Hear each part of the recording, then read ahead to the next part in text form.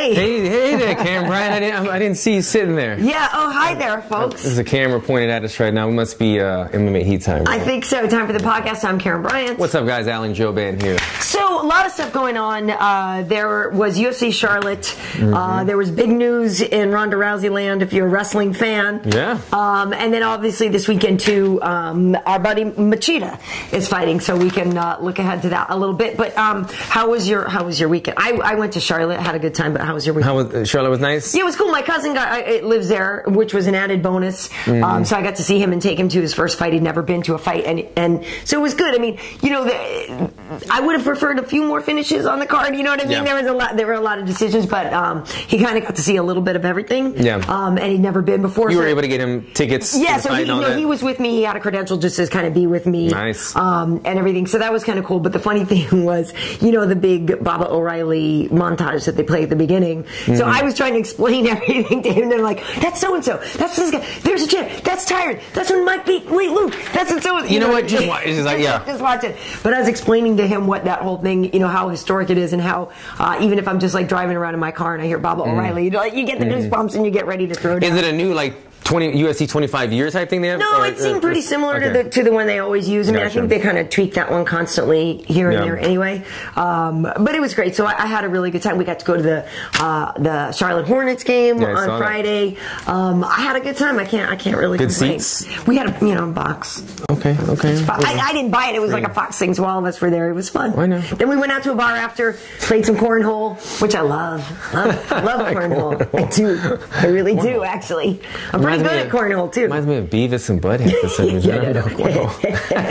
Cornhole. Well, that's good. I wish I could say that I was sitting in the suite at the basketball game and all this good stuff. I did some babysitting this weekend. I went to a friend's house. It was my wife's birthday, so we went out to eat one night. Then the next night, she went with the girls to do some stuff at Nobu in Malibu. Nice. Man, fancy. I think I did see that picture. Nobu in Malibu. So I let the girls do that, and I went to a friend's house and I babysat all of our kids together, and that was interesting. I think I'm going to stick with fighting maybe and doing commentating. Yeah. I'm not the best babysitter. Nobody got hurt or sick or anything, but it's too much. 5 kids. I told them this scary story about a wild boar, a hog, that I had caught when I was a kid at my grandfather's house, and then the kid went and relayed it to his mom the next day. He said, Alan caught this big black whore when he was a kid, and that's literally the story that he's on. So his mom texted me the next day and said, Rocco keeps telling me about this big black whore that you were talking about. I was like, no, I said boar. It's a hog, a boar. A male pig is called a boar. Oh my God. That's amazing. So he was right on a couple of them, but maybe my story didn't go as planned. I don't know how to do bedtime stories. I'm surprised you didn't just like turn it into a seminar and like, okay, kids, today we're learning about. I wanted to, but I was trying to get him to go down to go to sleep. I don't know if the catching the wild hog, boar story was the best bedtime story, but they were into it, man. They were really into it. So anyway, that was my weekend. I want to hear the one about the whore too. that was another night in Mardi Gras in New Orleans. It was fun times. It was blurry. That's cool. That's cool. And how's your camp going? Because obviously, if people don't remember, we're about a month out from your fight.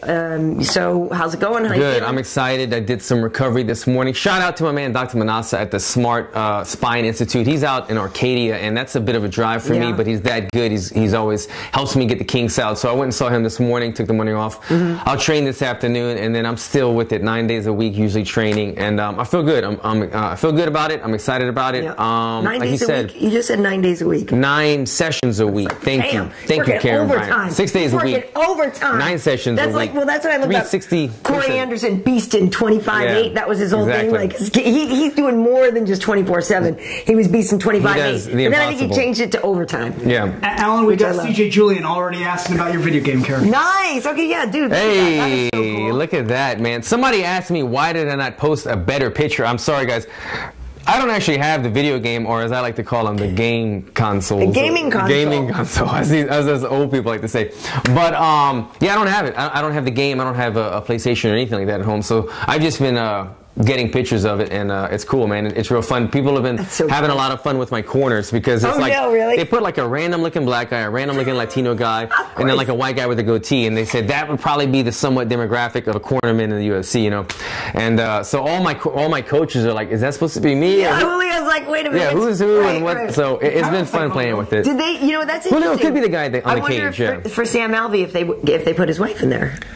That would be really cool. I doubt it though. I don't think. I think they just they do a lot of detail on the fighter, and then I think they just have like a generic pick of the lottery when it comes to the tournament. But it's very cool to be in the game. I'm honored to be in it. I haven't played it yet, but we'll see. That is really cool. Okay, so. And today, by the way, folks, we are going to stop down at like halfway through or parts and take questions, so we don't have to necessarily wait till the very end. I kind of feel like, obviously, we want to talk about UFC Charlotte, but I feel like the Ronda stuff is kind of what's most on everybody's mind this morning. It's kind of more breaking news. Let's get into it. Yeah, so she came out at the Royal Rumble. But first, let me preface this. Wait, Ronda's gay? Yeah, she came out at the Royal Rumble. I didn't know that. A lot of girls would probably wish that. Yeah. A lot of girls would be like, Kamush had no idea. So here's the thing. I will preface this by saying I know nothing about pro wrestling. Yeah. And so if I say something that's offensive to you that love pro wrestling, I'm sorry. And I followed it as a kid, but I know nothing about it now, so we're on the same page with it. Yeah, and I think one time I did get to interview Macho Man Randy Savage once way back when, and he was so cool. The Macho Man was so cool. But anyway, the only thing I really know about wrestling is what I pick up from DC at work and stuff like that. He's a super fan. But she has signed on with the WWE, and I guess will be appearing at WrestleMania. I don't know when that is or whatever, but she came out at the Royal Rumble. And if you look at the interview that the WWE shared with her, like, she's just happy. Like this, she kind of explains how wrestling has always been a part of her life, and when she was a kid, that was kind of an escape for her, watching pro wrestling, and something that she and her girlfriends did all the time, and that it's been kind of a constant theme in her life, something that she's really enjoyed, and that you know she's rowdy because of Roddy Piper and all the stuff. So there's a lot of pro wrestling that's kind of been interweaved within her lifetime anyway, and in her goals and with her life as a fighter. So in a lot of ways, it seems like it's a dream come true for her and a dream job. And she just, looked happy. And, you know, so it's sort of a bummer. Like, we won't see her in the UFC again, probably. But at the same time, this is where I feel like she will be really happier and more who she is anyway. Like, I say good luck and go for it. I agree. Go for it. Why not? She had her stint in the UFC. I mean, when she was in the UFC, think back a little bit, how big of a figure she was. It was always debatable who's bigger, Conor McGregor or Ronda Rousey. She was such and at the time, she was probably the bigger brand because at the time, Conor McGregor was known in the fight world as the superstar. But Ronda Rousey, she was doing all these movies and making international appearances, and people knew her all over the world, and ESPN and all these magazines were putting her on the cover. So Ronda Rousey is a big name, and she's done a lot for herself in the fight game. I think the end of her fight career is ended. It's done. This was an easy transition, like you said. She's always had a love for it. She's did judo her whole life, so it's not going to be too much to learn some wrestling moves. She what's her friend's name that's already Shayna Baszler's already doing it. Shayna's crushing it right now. I guess she's in NXT or whatever. Yeah, NXT. Yeah, Shayna's been doing it for a while. Her friends are doing it already. She's probably partnering with them all the time. Marina's husband, her good friend Marina's husband is a pro wrestler as well. Like they're in the world. She's in the circuit already. And Wade, you were telling me that her manager is the manager of The Rock. Right. So everything seemed to be falling in place. She doesn't need to take punches in the face anymore if she can have a successful career here. I enjoyed the video of Travis Brown posting with the kids. It's so cute. That's Travis's kids, correct? Yes, Those are Travis's kids, and she just calls them my boys as well. I thought that was interesting how they put that. Your boys were so happy to see you. For sure. Yeah. I mean, and I actually I loved that video too that Travis shared, but at the same time I was thinking, I bet he was probably kind of bummed to not be there, you know, in the moment too. But, obviously, it's different when you have kids and maybe they just couldn't, He set up the camera and shared that moment with her. What? Yeah, she enjoyed it. And that was cute that they kept that as a secret from them. Yeah. I think it's, I think it's great. Good for her. It's the right move. It's the right move right now. I think so. And, if you think about, how well The Rock has done and, whatever, but, there's been so much pro wrestling in the UFC in certain ways anyway, and obviously Chael's in Bellator now, but Chael's whole approach to it, there's other people, a lot of stuff Conor does is ripped off from pro wrestling and stuff like that too, and I also kind of feel like if she's going there, she's obviously a star and a name. Like, she's going to get the favorable scripts, right? You would think so. She is the big name, like you said, coming in. She's the champion that they're signing over to their organization. So, yeah, I mean, I'm sure she wouldn't have gone there if she had to work her way up the ladder. She's already a big name coming in. Ladder matches. Are we going to get ladder matches? and she actually had an appearance the last, same thing. She did, right. The previous, Royal Rumble or whatever it was, when she did a throw on McMahon's daughter, I think, or something like that. So she's been in there before. She's made appearances. It's probably a smooth transition and the right decision in my mind. Exactly. So good luck to her. And yeah, haters, like, it's weird how many haters are all over her. Like, I was talking about, I just don't understand it. Yeah, she's got haters, but I don't even think, like, what is there to hate on? She's not like she lost the fight. She lost fights early, but just now she's doing something new and fun and successful in her career. Why would you even hate on that? I don't get it at all. And the other thing is that somebody said, I wished her good luck or something last night, and somebody's like, yeah, there you go, just spouting the party line again. I don't even understand. Like, so I work with the UFC and stuff like that, and me saying good luck and congratulations on the WWE is somehow what I'm supposed to say. Like, how come you shouldn't work with the UFC anymore? And I do. Like, why is that? How much? I don't get it either.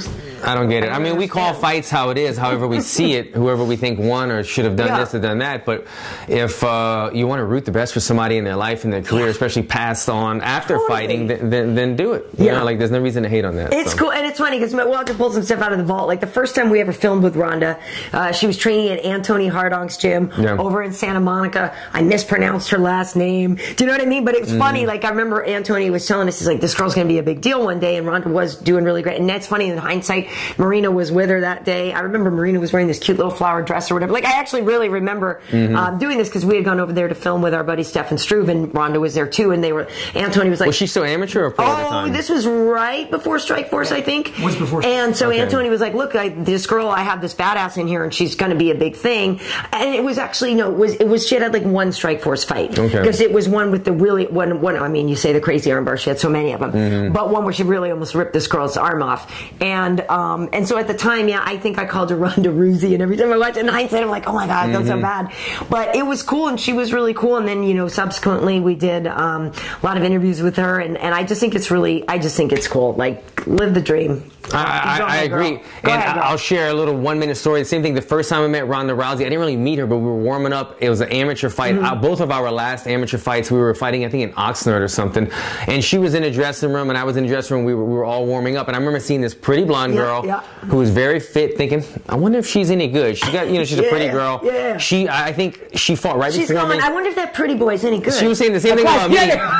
She goes out there, I hear the crowd go crazy within, a minute. She armbars the girl, obviously, comes back, and then I fought, and then we both went pro at the same time, and she just shot to the top of everything. She had so much success so fast. So good for her. I'm glad she found something else, a new chapter in her life. Absolutely. All right, do we have any questions before we get into the Jacare UFC Charlotte stuff?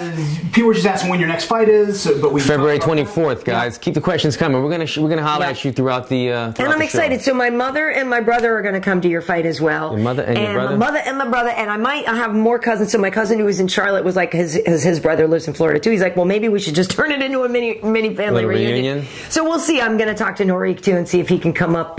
He lives, just a couple hours away from Orlando or whatever. But like I said, you got to get us those Brahma shirts. Well, I can't wear it on the air, but you got to get some Brahma shirts for my mom and my brother. To get some made. I'm hollering my people at Sanibel, my sponsors at Sanibel made me a dope new Brahma logo. Yeah, it's sick. They're making me some Sanibel gloves with the logo on the glove. Nice. I'll share those when I get them. Nice.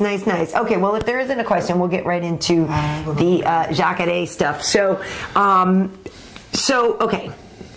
Okay. Derek Brunson, hometown guy, gets to headline main event hometown rematch. Right, I was actually at their first fight. It was in San Diego. Jacare beat him in 41 seconds, and that was the whole thing with Jacare. You're like, oh my God, this guy's ground game is sick. And then he came out and he knocked out. But he's developing his punching power. Exactly. But at the time when they first met, Jacare had already been the Strikeforce champion, and Derek was really on his way up. So maybe he was a little green. So I was really curious to see how this rematch would go. And people were wondering with Jacare, since he's moved to the United States now and he was kind of doing his own thing in his camp, like what kind kind of camp did he have? He had a torn pec in the fight with Robert Whittaker, which he didn't disclose before the fight. So that was an injury he had in the Whittaker fight. Wait, Jacare had a torn pectoral muscle? Yeah. So his pec was torn, and he doesn't really say anything about it. So that's what he's already got, that torn pec. Yeah, that's what it happened. Chest, whatever. Right. In the fight with Whittaker, that's what happened. Was it the same one? I wonder. I don't know. So if you haven't noticed that, he's like I think it's his right side of his chest is like there's a gap right here where he obviously tore it before. Man, if he retore the same energy, that's what a bummer. Didn't know that. Yeah, so he had that, and then as he was healing up from that surgery, his appendix burst.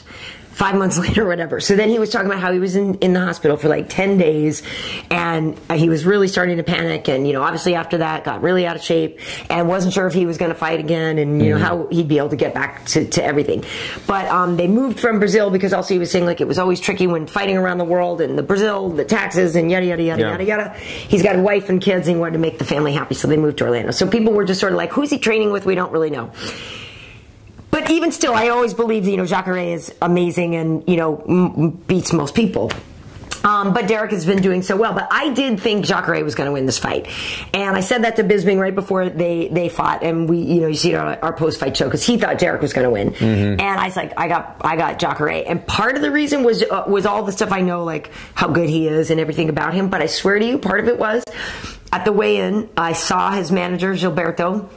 And I was up on my little thing, and they were walking by. I was like, "Hey, Gilberto," and we're buddies. I was like, "How's it going?" Is he healthy? Yeah, I was like, "How's he doing?" And he was beaming, like a real smile. Do you know what I mean? Not a like, "Yeah, we're gonna do it." Like he was just like, he was beaming, and he's like, it's going to be so good. Like, it's just, and I really believed him in that moment. Like, I really believed him. I didn't know that he had those injuries in his previous fight. And so to go through all that and then to come into a fight healthy, I get it. I get why he was confident. And did you notice, this was the thing that struck me the most during the fight, and it makes sense now almost, his walk into the octagon. Did you see how relaxed he was? That caught my eyes. He was so happy and relaxed and shaking hands and everything.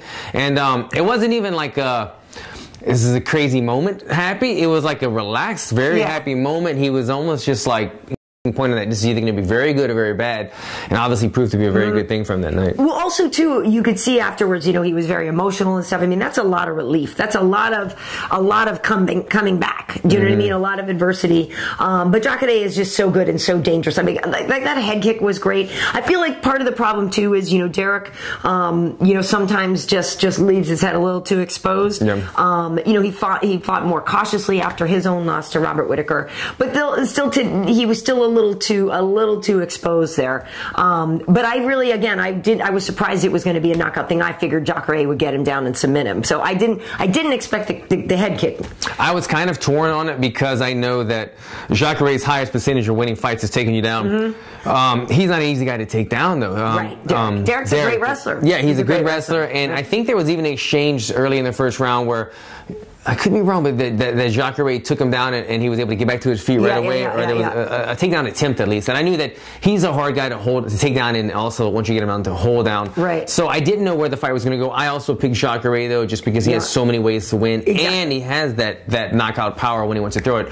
Head kick, I don't think I would have called that one. I probably would have called like an overhand right or something like that. But he set it up. He thought that he was going to go low. He blocked low, and Jacare was able to go upstairs with it and land it. And it was that one hand. Sometimes we get used to kind of blocking things with one hand. When they put all their power on them, though, you got to have those two hands to reinforce it. Yeah, and there was that one point during at first when he like pushed Derek across the cage too. Yeah. That was kind of crazy. My question for you is: have you ever in the past ever had a rematch?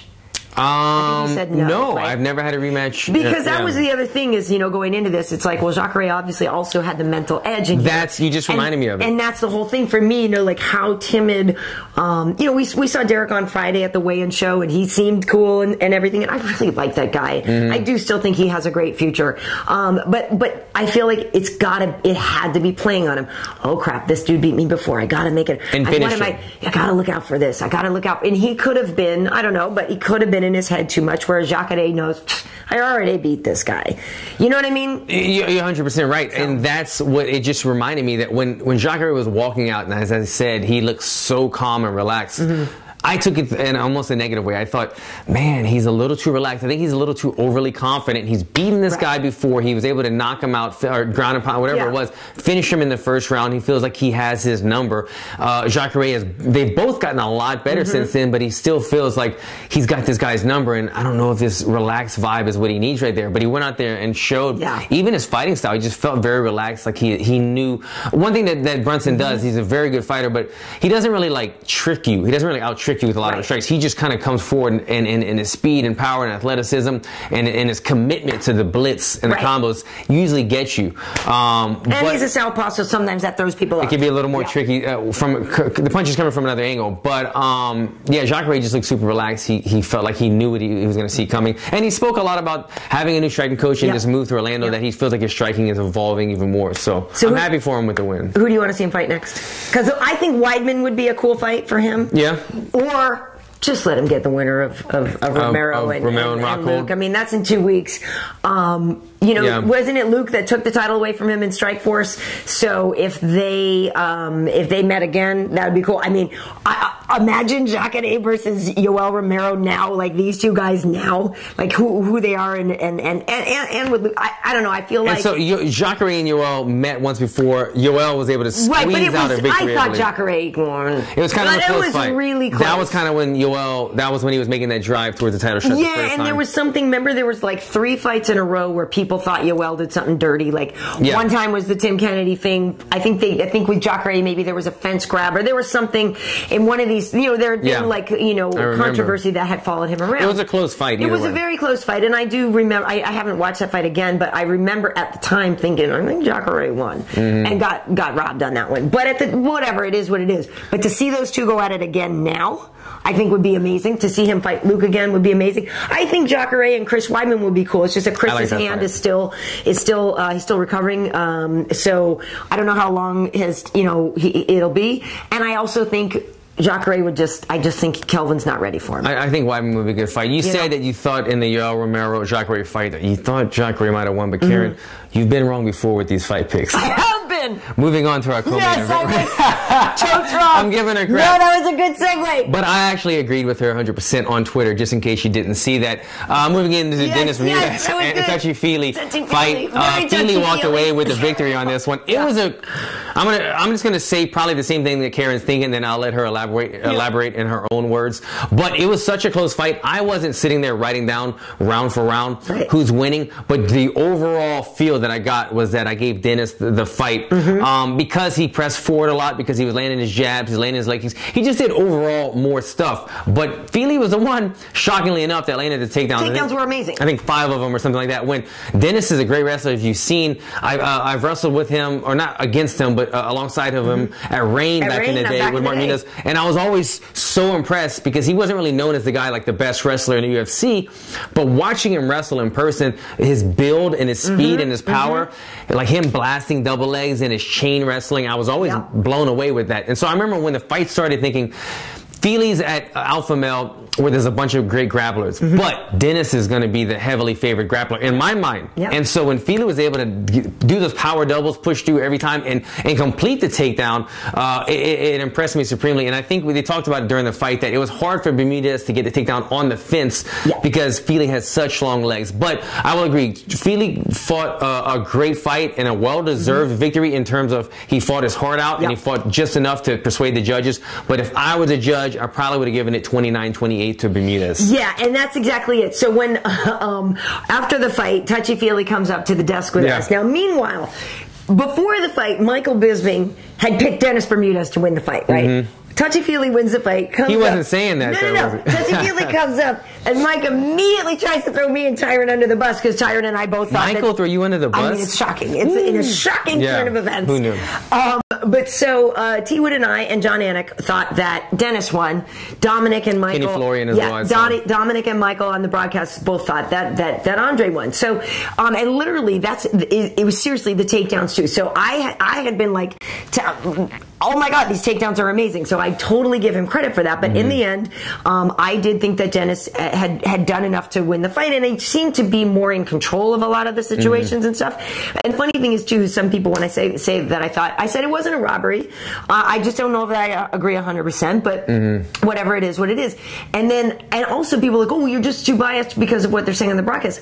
I didn't have my ears in. I was sitting in the arena with my cousin while just watching that. I couldn't hear anything on a broadcast there. So I'm going by what I saw. You know what I mean? What I was watching and what I saw. And I do give Andre tons of credit for those takedowns. But I thought Dennis won. Doesn't matter what I think though, because Andre gets the win on his record. And then I asked him about being consistent because he's in the past win-loss. And now he won. He beat Artem, and now he's beaten Dennis and stuff. So I was talking to him about the consistency. Two tough guys too. These two wins are good names. For sure. And he even admitted, my head wasn't in the game. He's like, I had a lot of distractions and there were things outside of it that I wasn't really maybe focused on and this and that. So I give him a lot of credit for being aware of that enough and recognizing what was pulling his focus out of his fight game. And I'm very interested to see what happens next, but I still think that Dennis won. I agree. I think Dennis won. But with that said, I'm excited to see Fili more in this division. At first, I hadn't really seen enough out of him just yet to get on board with him. But these last two fights, he's looked really good. And just his build, he's a tall guy for the division. He's very fast. He has good striking, and he showed that he can take down. Not only did he take down, to me in my eyes, the better wrestler, but look at Dennis's build. It's hard to take down a guy that you're 4 inches. Guy, right? Yeah, for a guy 4 inches shorter than you and built like that. But he was level changing so much and timing the takedowns, going underneath Bermudez's jab to hit that double leg. So he's got good timing, he's got good technique, he's got good cardio. He's showing that he's a tough guy. He's rangy. He's a handful in the division. He's got some fun fights coming up in the future, I'm sure. You posted a picture, or Blackhouse did, of you getting a nice takedown. Oh, yeah. You saw that? I know. It's funny because the one day that Kenny Johnson, boat wrestling, wasn't in town, I landed a couple takedowns. Blackhouse, I had to put a little shot out from it was nice. From a wrestling. It's cool. Well, yeah, congrats to Touchy Fili. That's 3 in a row for Dennis. Oh, is it? Yeah. Because of the Korean Zombie? Yeah, and then he lost to Jimmy Rivera in Long Island in July. Jimmy Rivera, yeah. And so it's a tough go for Dennis. We'll see how it happens. I think the guy is still valuable, and I hope he doesn't get cut. No, I mean... That division right now, 45, is very, very exciting. But I hope they don't. That would be a shame. I think the UFC likes Dennis too much. Well, and he was on The Ultimate Fighter. He lost to Diego Brandao in the finals. Yeah. But, he's a good dude. He's a likable guy. I don't know. I hope he stays. Yeah, I agree. Any questions in the meantime? Let me see. There's just a lot of trolls today for some reason. Really? Yeah. What's up, trolls? What are they trolling about? They're trying to blow up their own channel, so they're just on here talking about their stupid shit. Own channel. Anyway, let's get to my favorite, though, is when people tell me that I don't know anything that isn't in the teleprompter, because if you haven't noticed, we're not in a studio, and I do not have a teleprompter in front of me right now. Don't tell them we have a small person with cue cards, though, right? We're very, very small. Cage. Cage. Next fight.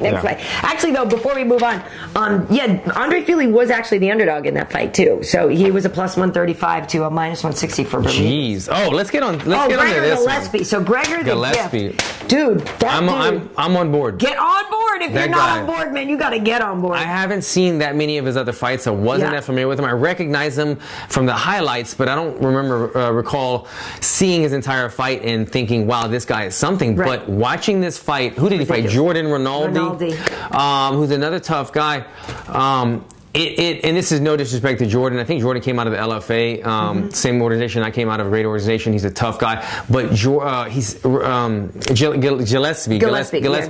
really kind of showed a level that he was on a whole nother level when it came to the striking, when it came to the wrestling, the ground control, the ground and pound. He's got that killer instinct to think that this guy is a badass wrestler, and he has these type of hands and type of even just his cage, the way he like comes forward. He's got the head moving. He's throwing. He's looking for level changes. The control to know when to exert the right amount of energy. This guy has, I saw something in him, a spark in him that night that tells me that he's a guy that can contend for that top 2 or 3 spots later on down the line for sure. For sure. No, he's a blue chip prospect. Absolutely. So that was his 4th win in the UFC. He's 11-0 now, and he was like a 4-time D1 All-American wrestler. Like it's not even that he's good; he's amazing. He's the kind of guy that you watch wrestle, and he's probably just tenacious on the mat, and you think, man, this guy looks like he could learn punching so easily, striking so easily, and he would just be a killer. And that's what they're doing. They're bringing in these athletic wrestlers these days that learn the striking aspects so fast. Exactly. And the thing is too, so when he's had, this is like I said, his 4th UFC fight. So I was working with Eve Edwards one time, and Eve, like, it got to the point where we were joking, like, okay, well, how bad of a bro crush do you have on this guy?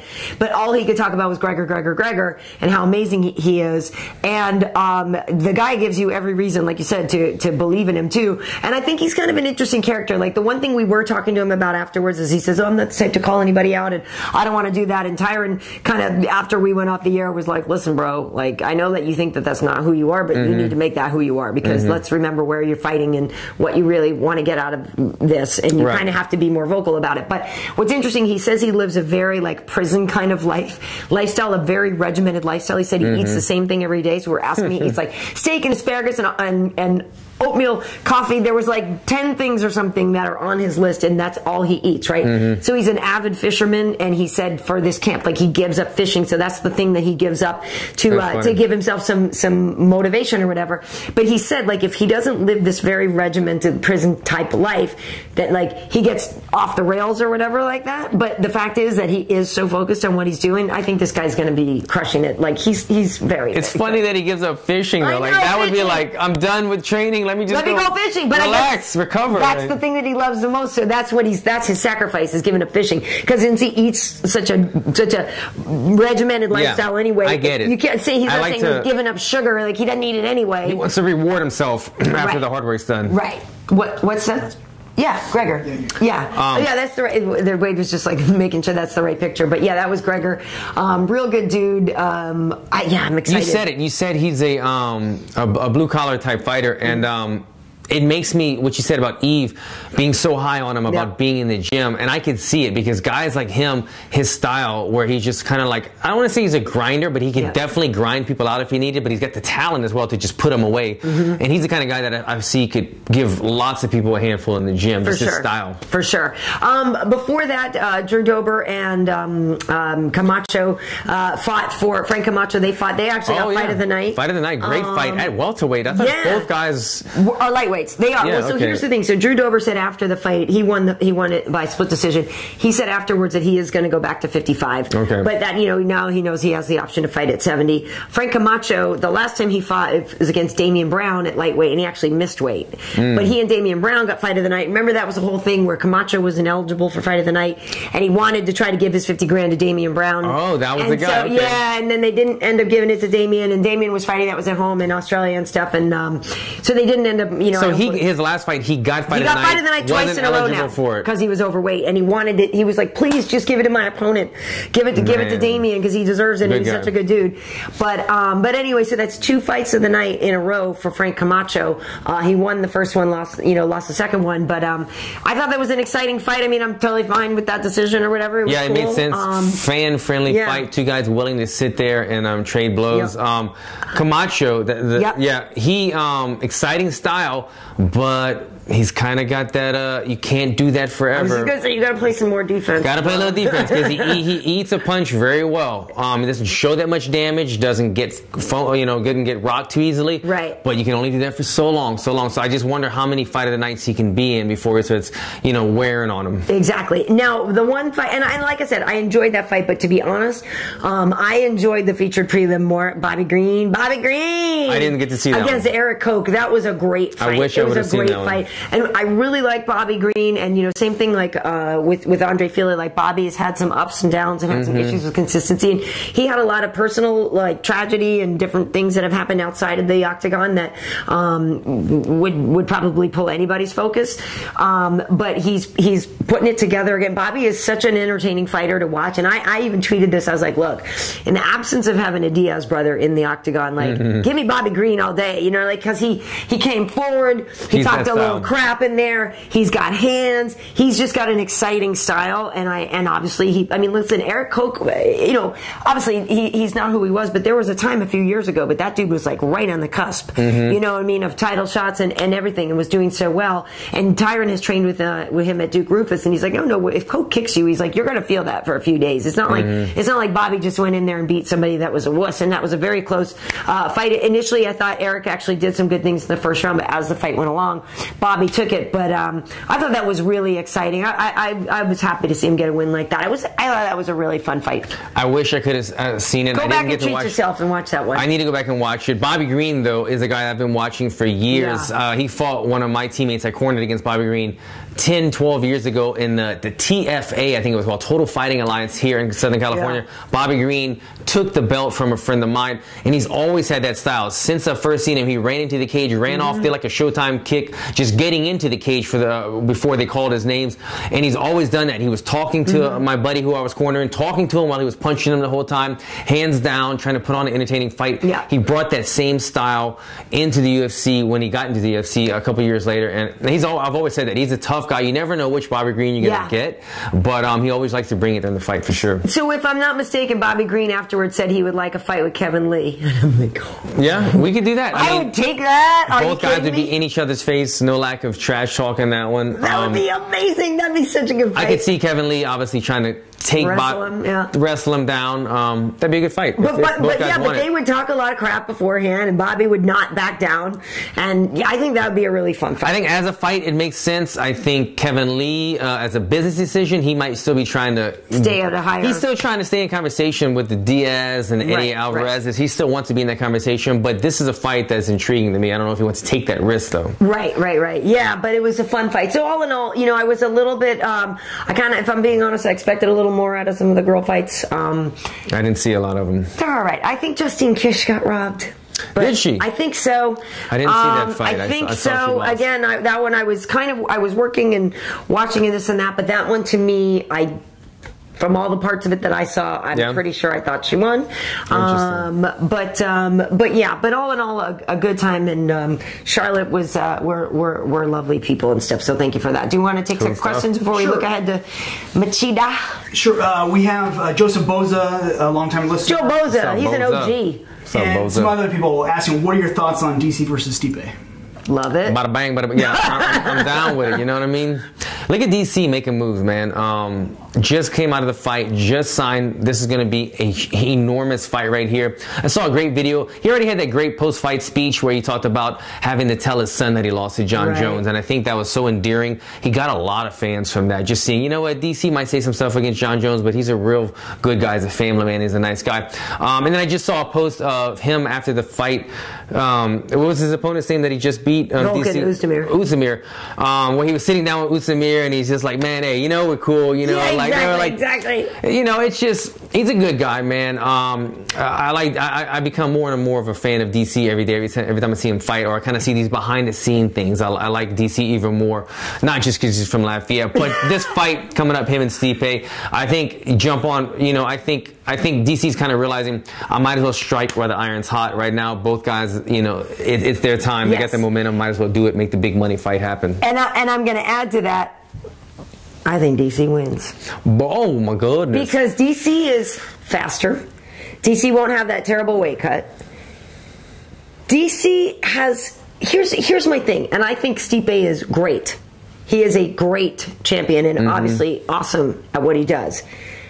I feel like Stipe is a little more predictable though, right? Like I feel like DC has a few more tricks sometimes. Yes. Like a little bit more. I'm going to argue with on this one, so just keep going with it. A few more tricks. I feel like there are times when DC, he's okay with striking with you. We know he can take people down. Listen, he ragdolled around Josh Barnett, who is a massive human being. And although DC is older now, I feel like he won't, I think he'll still be fast. And I feel like, I think he can do it. So, on the other end of it, you know I'm always kind of rooting for DC because of our Lafayette core. With that said, you look at Stipe. The guy has dismantled everyone he's been in the octagon with as of lately. He's proven the doubters wrong, no matter how big of a puncher you are or how good of a jiu-jitsu player you are. Now we have a guy who is just as big as John Jones. Right. With a lot more size. Yes. DC has had trouble. John Jones is a special person, but now I'm saying we have a guy... John Jones is really creative. Really creative. I'll give him that. But now we have a guy who's the size of John Jones plus 30 pounds of muscle and probably stronger wrestling in terms of being able to finish a power double whenever he likes. It's going to give DC, I think, some trouble getting inside on a guy that big. Well, he was able to get in on John Jones, but not saying John Jones doesn't hit hard, but John Jones has long reach but skinnier arms. Now he's dealing with a massive man, Stipe, who hits harder. And when it comes to the takedown, DC does well. He always gets inside with his head movement. He has that Mike Tyson kind of peekaboo type style where he's able to get in. He lands leg kicks, lands jabs, even though he's always the most undersized guy. So it's not always about the length of the arms or whatever. But a lot of times when it isn't going his way, DC will press forward, put you against the cage, and there he normally wins the battles. I don't know if he wins those battles against Stipe. How many times has Stipe Miocic thrown a kick? I don't have the answer on that one. I will get back to you. It's not a lot, dude. And so that's what I'm talking about. John Jones' creativity. Yeah. John Jones throws kicks. John Jones throws spinning elbows. John Jones throws every single thing in the book. When you look at Stipe, again, he's fan-freaking-tastic.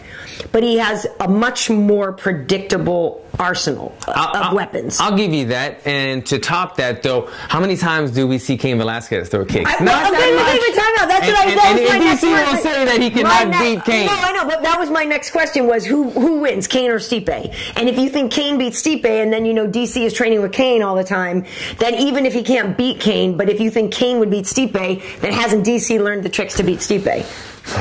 I don't know what just happened. It's a lot of math. If you guys rewind this and play that slow, I don't know that Cain beats Stipe anymore, though. Really? I don't know. It's just we haven't seen it, and you know how it is. Whoever is fighting, whoever is the hotter, who has the momentum, and Stipe has the momentum. I'll give you this. But I've never been a huge Stipe fan in terms of just like, oh, this guy's style, he's the baddest man on the planet. Tremendous respect. He doesn't have anything. What I mean by that, he doesn't have anything super tricky or like. He's just great. He's just great at everything, really good at everything, not the master of any one thing, and that's what makes him the baddest man on the planet. I don't think Cain, though, I just haven't seen enough. We haven't seen him fight. We can't say what type of Cain we're going to see, if he's going to be healthy. But if I think Stipe beats Cain, I don't know if DC says he cannot beat Cain. I want DC to win because he's my hometown guy. This is a tough fight for DC. Yeah, it's not going to be easy. But here's the other thing. DC is not going to get tired like Francis Ngannou got tired. Do you know what I mean? Do you know what I mean? So when you look at it's going to be a harder fight for Stipe. He's going to be in there with a guy that's not going to be easy to get rid of. That's what I'm saying there. So, and even, this is another thing. DC, let's say he does, and I'm not saying like it's some wild thing. Let's say he gets Stipe down. Does he hold down? Can he keep him there? Can he keep down a man that big? Can he keep him down? He was in the Olympics. We'll see. We'll see. I don't know. I don't think Stipe makes the the decisions of like giving up his neck and things like that. I think that's a very closely it's a great fight. That's what I'm saying. I love it too. And yeah, don't get me wrong. That's the outcome that we've come up with basically. Yeah, I don't think it's a gimme or a guarantee at all. And if Stipe won, I would not be surprised. Let's put it that way, because like we said, this dude wrecks everybody that's been put in front of him. I just think that you shouldn't underestimate DC. I agree. One more quick question. Okay. Jinx Man 7997. Jinx Man. He's wondering, did you see Rampage's post of encountering Rashad? Yes, I love that. I loved it. Oh, in the club? Do you believe they really truly were getting into it? No, not for a second. Those are homies. That was some bad acting right there. It was so bad. It was so cute. It was so funny. Listen, Rampage is like 275 pounds or whatever he is, and he pushed Rashad so softly. The push gave it away. I mean, if you know you're gonna do it, Rashad's a tough guy. Give him a little push. He was like, "Hey, man," and then he like backed off on his push, and I was like, "Damn!" He just gave it away. You could see the twinkle and like the grin and shook his face. Yeah, like And then this little skinny white guy comes in. He's like, hey, break it up. And I was like, oh, that guy's the one that separated these two huge guys. That guy's gonna separate him. No, it was like Dave Schaller. It was funny, but it wasn't. Yeah, I wasn't feeling the belief that it's true. Remember Schaller between DC? Exactly. That's what it was. It was like, psh, watch out. No, I love that. I thought it was adorable, and it's funny because I was working with Rashad that night. Quentin was fighting Chael and stuff like that. I mean, come on. It's too small of a community. We're buddies. I thought that was really cute. And these guys are later in their careir where they just and they've done the Ultimate Fighter together. They fight. It's like it's cool. I thought that was really cute. Actually, I thought that was fun. Anything else? Anyone else? Okay, so Machida. Have you seen? Yeah, so Lyoto Machida is fighting Erik Anders this Saturday. I know. And at UFC Belém. Also on that card, Valentina Shevchenko is going to be fighting at 125 pounds, where she is probably going to be a wrecking machine. Yeah. I think that's going to be a really, really good division for her. She's so talented, and she's smaller than I am, and she beat Holly Holm, who's bigger than I am. Do you know what I mean? So I feel like at 125 pounds, she's just going to be a beast. I think she's going to be really great. But with Lyoto, I fully admit, and everybody who knows me knows I'm a big Lyoto Machida fan, inside and outside of the octagon. Like, the guy is just a class act. And so I was pretty upset, on that last fight when he lost to Derek. I was more upset about it being so quick, because Lyoto had all that time off, and we had gone down to King's and talked to him, and he just seemed to be in such a good place mentally and physically. I hated to see it end that quickly. I had no problem with Derek ultimately winning the fight. Do you know what I mean? I was just more bummed at seeing him lose so quickly. But so I hope things go okay for him. And maybe that one was ring rust, and maybe it was just also that Derek's just really good, like we were saying before. Erik Anders is a guy who's a former football player at University of Alabama and stuff, and this guy is really sort of on his way up. But Lyoto's got a special kind of skill set. I don't know if Eric's ready for a guy like Lyoto yet. I don't know. I would like to agree. I think that Machida, even though he is not the Machida 2.0 that we've seen in years, he still has a special skill set that new guys, I say new guy 10-0, but he probably hasn't experienced a karate guy or this guy with this much experience as Machida just yet. But is it going to be another Darren Till where we're like, who's the new guy? Who's the undefeated guy that thinks he's ready to take on this former champion? He goes out there and does something spectacular, puts Machida away, and now everybody's talking and singing his praises the next day. I don't know. I can't even predict it. With same thing, like I said, with the Till and Cowboy one, you just don't really know which Cowboy or which Machida is going to show up that night and how good this new guy is. Because honestly, I don't know a whole lot about him. A lot of people don't know that much about Erik Anders yet. And, I mean, he's doing this is a great opportunity. This is his opportunity to go out there. And even the people like me who are a big fan of the sport and follows the sport that may not have seen all of his previous fights in UFC, now you have the stage to do it. You're in the main event against a big name. It would be a huge feather in your cap if you could put Machida away. Obviously, I'm biased. I'm a Machida fan, as are you. I train with him. I'll be going for Machida just because of our friendship. But for Erik, this is a great opportunity for him to make his name known and make a statement in this fight. And then that's exactly it. Just like with the Darren Till thing, there is something, even though you can kind of see it and recognize it maybe as a changing of the guard type of thing, it is sort of cool when you see somebody's moment where they just seized it, and so that is kind of cool. So if that turns out to be Eric's moment, I'm not, I'll be happy for the guy or whatever. It's just that, Machida is just, I just love his whole approach. His family is really great. They're just, when you're around them, you feel like you're around martial artists, which I really love. I get the same. I really do love that. And my friend Bridget thinks he's very cute. I know we were having a conversation with your wife before about the hot fighters, and Lyoto's usually up there on the list he's in the top ones. Yes, I'll give him that. You can recognize. I'll give you that, Lyoto. Real recognize real. I love it. Do we have any questions here?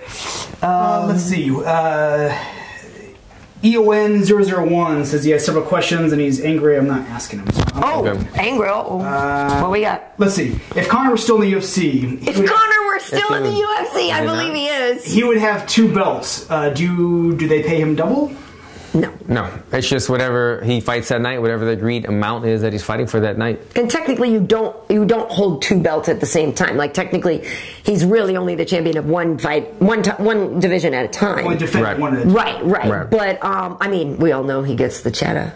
If anybody could work out a deal like that, it would be Conor. But no, he doesn't get too. I believe Conor is still in the UFC though. Yeah, that as well. And his other question: do you think the WME thinks they're going to make a lot of money off TJ versus DJ, and are they going to pay them both equally?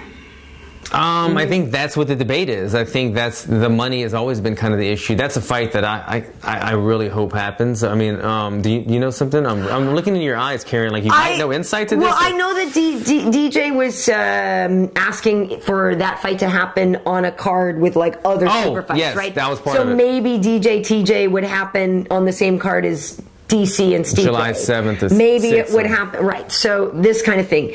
As to the money, DJ should be paid more. Sorry, I like TJ a lot. Equally? If that was part of the question, is would they get the same amount of money? I don't think they should. I think Demetrius should make more money than TJ. He's defended his title more than he's a record-setting guy. Like, I don't think. I mean, I think TJ is awesome, but I don't for a minute think that they would get the same amount of money. Yeah, and to me, the money thing is they both want a lot of money, but give them a lot. Give them a lot of money, but as far as who do get the same, that's just every contract is negotiable. Everything is debatable. So whatever they're able to negotiate with the UFC, that's on their own. It doesn't really need like if he gets this, I get this. I mean, it should be like. How much am I getting paid for the super fight? How many points am I getting for the pay-per-view buys? Right. And are we going to be on a card with a huge headline like a DC and a Stipe where we could actually get it? Because if you don't go over, I think 400,000 or whatever pay-per-view buys, you don't receive any money. It's once you've broken that barrier that you start receiving money. So they want to be on a huge card, obviously. And International Fight Week would be the perfect time and the place to do it. I think it would be great. And the thing is obviously TJ is a two-time champ. I'm not discounting his accomplishments. Right, but DJ is the pound for pound best fighter. DJ is the division. He's the guy. He's the man. He's the baddest. He's got the record. He's, you know, I mean, he should get more money. Yeah, agreed. Going back to DC Stipe, Brothers Through Iron is wondering if DC beats Stipe, does John Jones chase DC to the heavyweight division? Oh man, I've already thought about it. I really, to be honest with you, wanted to see John Jones versus Stipe at heavyweight. Yeah, me too. That's the fight I really want to see. I don't know. I saw something. Somebody was talking about Cain. You know, maybe they would switch division. I don't know if that's even true or if Cain could get down to 205. I don't think he could. No, I feel like DC's got a couple. He said he gave us the date he wants to retire, right? So it's like, I don't think DC. There's more chasing. There's rumors. There's thoughts that John Jones can fight again as of July. You know, it had to be a year. It was July 29th when they fought or whatever. So there are rumors that John is coming back this summer. I don't know. I don't know if they. I don't know if can we take them trying to do it one more time? If DC goes to heavyweight, beats Stipe, and decides to stay at heavyweight division, then it opens up a whole new realm of possibilities and matchmaking in my eyes if he stays at heavyweight. So I don't think he needs to go into the John Jones thing just yet. I would like to see, though, Cain come back, and if DC wins, then Cain either fights Stipe or John Jones at heavyweight. That would be more intriguing to me to see. But yeah, I agree. I've always wanted to see when John Jones was kind of ruling the world to go up and see how he would fare at the heavyweight division against Stipe. And maybe he will come back as heavyweight. I don't know, but yeah. We got a question. If they missed last week, I guess. Okay. I'm wondering, Rose and Joanna. What are they wondering? They're just. What do you think of the fight? I'm excited for the fight. You know, Rose came in. We did a UFC 1-on-1 last week over at Fox, and you know, this woman is living in the skin of a champion, carries herself as a champion. Roses, that's the feeling you got with her? Yeah, I feel like she really is in the zone right now. Like the woman I saw at the studio the other day is a woman that I think is very hard to beat right now. That said, there obviously, and you know better than I because you're the one who has to go through the weight cut, everything that's coming out about how bad Joanna's weight cut is or was for that fight does make me question how different she'll be in the rematch. So I don't know. I didn't hear everything about the weight cut, but so if there was she fired the dietitians. You know, and she used to love them, right? That's the same person that was writing the encouraging words perfecting athletes or whatever. They're fired. Interesting. So if that was something that she found flawed her in the fight, then either way, I mean, like, Joanna's one of the best fighters we have ever seen. Win or lose, that's taking nothing away from Rose, but we have never seen anybody do the type of stuff that Joanna does. The speed, the accuracy, the precision, the technique, everything she does is just so flawless. She got caught in that fight. She underestimated Rose. Rose went in there, just stone cold killer. And like you said, I love hearing that Rose is now like this champ. Maybe she's always had it, but I love to see that she's kind of embodying being the champion, being the best in the world. It's a tough pick in that fight, but it's interesting to know that Joanna did have a bad weight cut, and maybe that affected her chin that night. I would think it would. Her confidence. Apparently, it got to the point where she was like, had to cut 15 pounds or something in the last day. Like, that's way too much for a small woman. For a small woman, that's a huge percentage of your body fat, or your body weight rather. So regardless, I feel like that had to have some kind of factor on her performance. How could it not? Yeah, How could it not? That being said, everybody knows I've known Rose since before she was even in the UFC, and I was just so thrilled for her to become the champion. And she really, if you're around her right now, you know you're around the champ. This girl is not acting. She doesn't. It wasn't a fluke. Like, it's 100% my belief biggest in her. Oh shit moment of the year, probably, when that happened. It was amazing. It was amazing. So I don't know. You know what? The same damn thing could happen again. I can't wait. I mean, I don't know. I can't wait. But I don't know. I don't know. But maybe Joanna should go to 25 anyway. Like, I feel like, Rose doesn't seem to have issues, making 15. But if Joanna had that hard of a time, maybe she should just move to 25 because she can wreck shop there, Man, the 25ers don't want to hear that right now. I know, but Shevchenko has actually beaten Joanna in the past. So if we could see Shevchenko versus Joanna at 25, I think that'd be awesome. Yeah. Dean D's curious. Alan, have you ever cut 15 pounds in 14 hours?